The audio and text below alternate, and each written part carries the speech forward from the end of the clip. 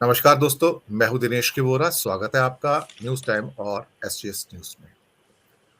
दोस्तों, भारत में जगह जगह सांप्रदायिक हिंसा और ऐसा आभास होता है कि जैसे एक स्पॉन्सर्ड सांप्रदायिक हिंसा है। इसके पीछे क्या कोई तिलमिलाहट है, छटपटाहट है, या इसके पीछे कुछ बेचैनी है कि 2024 के लिए जो मुद्दे बनने चाहिए थे चुनाव के लिए, वो फलीभूत नहीं हो पा रहे हैं, या वो लोगों को उस ढंग से इन्फ्लुएंस नहीं कर पा रहे हैं जिस ढंग से भारतीय जनता पार्टी चाहती है, या फिर ये कि कहीं ना कहीं महंगाई, बेरोजगारी की लगातार जो बातें हो रही हैं, अब वो भी सरकार को परेशान करने लगी हैं। अब दूसरा पुलवामा बालाघाट होगा नहीं होगा, हम इसके बारे में कुछ नहीं कह सकते, लेकिन बेचैनी साफ रूप से देखी जा सकती है राजनीतिक हलकों में। जैसे कि कर्नाटका चुनाव सामने है, तो वहां पर जिस किस्म की इस समय कुछ प्रयास किए जा रहे हैं आ, दंगाइयों के द्वारा, दक्षिणपंथियों के द्वारा, पूरे ग्रुप के द्वारा। और परसों वहां पर एक मुस्लिम युवा की, जिसको कि बताया गया कि वो गाय लेके जा रहा था और उसको मार दिया गया एक काउ विजिलेंट के द्वारा। उसका नाम कुछ विजय, कुछ ऐसा नाम है उसका।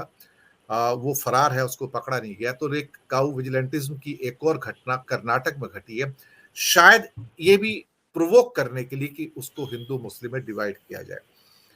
लेकिन सत्ता दरकने के जो कंपन है वो शायद इस सरकार को महसूस होने लगे हैं।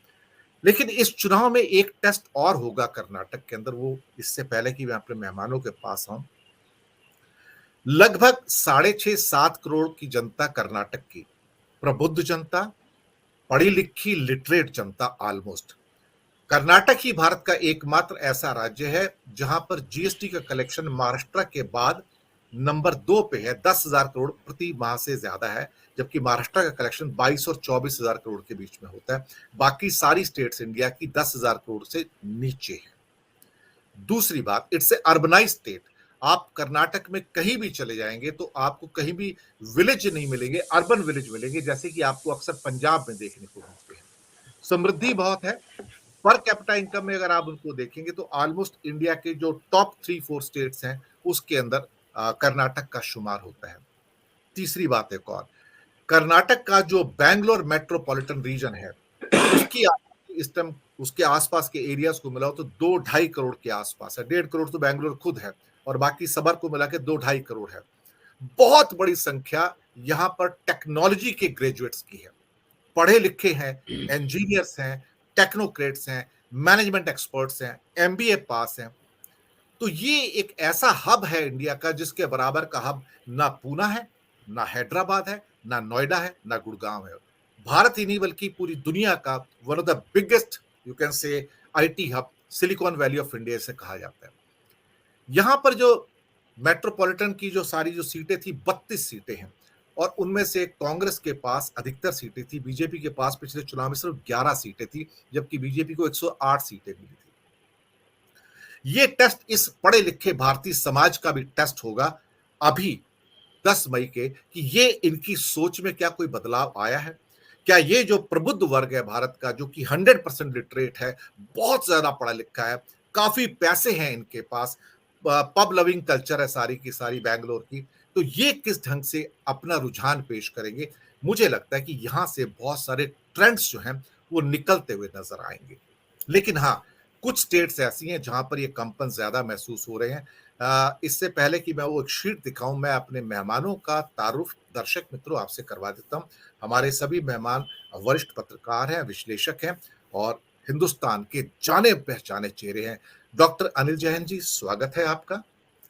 विवेक देश पांडे जी नागपुर से जुड़ रहे हैं, सर आपका बहुत बहुत स्वागत है। और सुनील शुक्ला जी दिल्ली से जुड़ रहे हैं, बहुत बहुत सर आपका स्वागत है। वो 4 स्टेट्स जहां से अर्थक्वेक के ट्रेमर सबसे ज्यादा है, या ये कह सकते हैं कि वहां से कंपन जो है रिक्टर स्केल पे 7.0 से ज्यादा है। और जब 7.0 से कंपन ज्यादा हो जाते हैं तो हालात खतरनाक हो जाते हैं। एक छोटी सी वानगी यहाँ पर एक शीट के द्वारा मैं यहाँ पर दिखाने की ट्राई करूंगा। महाराष्ट्र 48 सीटों में एनडीए के पास 41 सीटें थी 2019 के अंदर। कर्नाटका 28 में से 25 सीटें थी एनडीए के पास, मतलब मोस्टली बीजेपी के पास। वेस्ट बंगाल 39 में से 18 सीटें एनडीए के पास, यानी कि सिर्फ बीजेपी के पास। बिहार में से 40 में से 39 सीटें, यानी कि 155 में से 123 सीटें, जो अप्रोक्सीमेटली 80-82% हो जाती हैं। अब यहां पर जो हालात निकल कर आ रहे हैं, अगर मैं कुछ सर्वे, पॉपुलर सर्वेज भी जो आए हैं, वो भी जहां महाराष्ट्र के अंदर 48% वोट देते हैं एमवीए को, कर्नाटक में वो कहते हैं कि किसी भी हालत में बीजेपी 28 में से 11 क्रॉस नहीं करेगी, वेस्ट बंगाल में शायद 5 का आंकड़ा क्रॉस नहीं कर पाए, और बिहार में और नीचे आ जाएंगे। तो फिर भी अगर उनके आंकड़ों को लो तो भी उनके पास 40 सीटें आती हैं। अभी 123 सीटें हैं। The net loss which is emerging is 83 seats. और यहां पर मैं अभी उन सीटों को नहीं गिना रहा हूं जहां पर भारतीय जनता पार्टी इस समय 100% कॉन्सेंट्रेशन में है। राजस्थान, गुजरात, उत्तराखंड, हिमाचल, दिल्ली, हरियाणा, इसके अलावा एक आधी सीट छोड़ के पूरा एमपी, एक आधी सीट छोड़ के पूरा का पूरा छत्तीसगढ़। ये वो जगह है जहां पर 98 टू 99% सीटें जो बीजेपी के पास है। यहां से बीजेपी ऊपर नहीं जा सकती, यानी कि इन 4 स्टेट्स में सब्सटेंशियल लॉसेस आ रहे हैं और बाकी इंडिया के अंदर भी लॉसेस आ रहे हैं। तो जो इमर्जिंग सिनेरियो है वो यह है कि क्या भारतीय जनता पार्टी 7.0 के रिक्टर स्केल के जो कंपन होते हैं उसे महसूस कर रही है?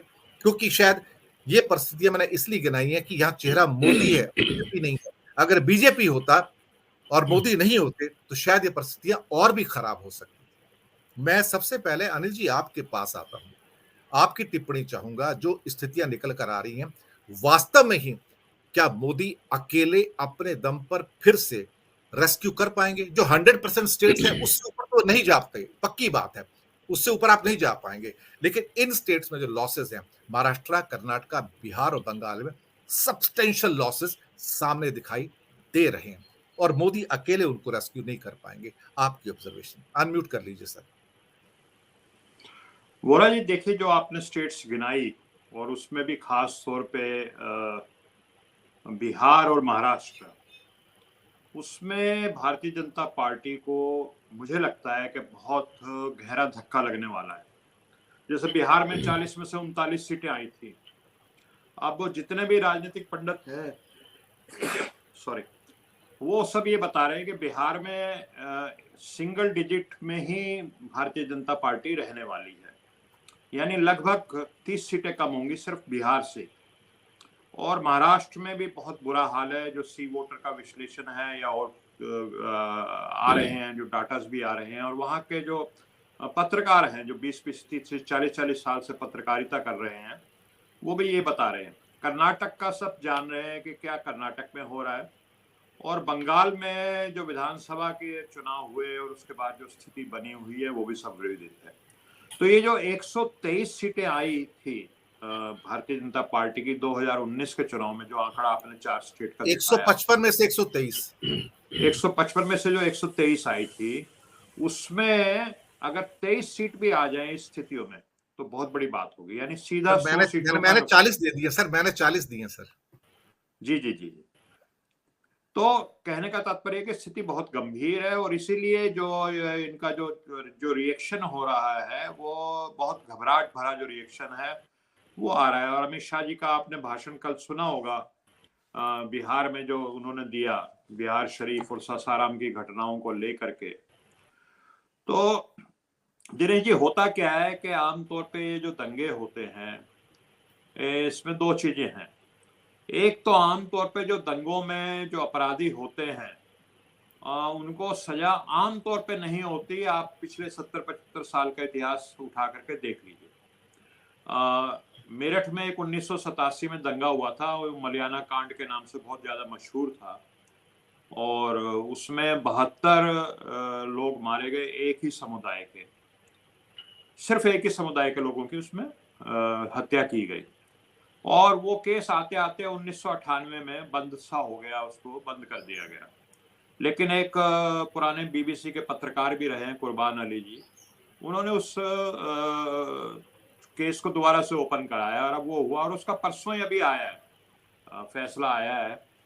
तो उसमें उन्होंने बताया कि ये जो एविडेंस हैं, जो सबूत हैं, वो नाकाफी हैं, इसलिए जितने भी उसमें 39 एक्यूज थे, 39 लोग आरोपी थे, और शुरू में तो 93 लोग थे, लेकिन काफी लोगों के, क्योंकि 36 साल का समय गुजर गया 1987 से लेके 2023, तो 36 वर्षों में 93 में से आप समझ लीजिए कि करीब करीब 54 लोग चले गए, तो उसमें अंत में कुछ भी नहीं हुआ।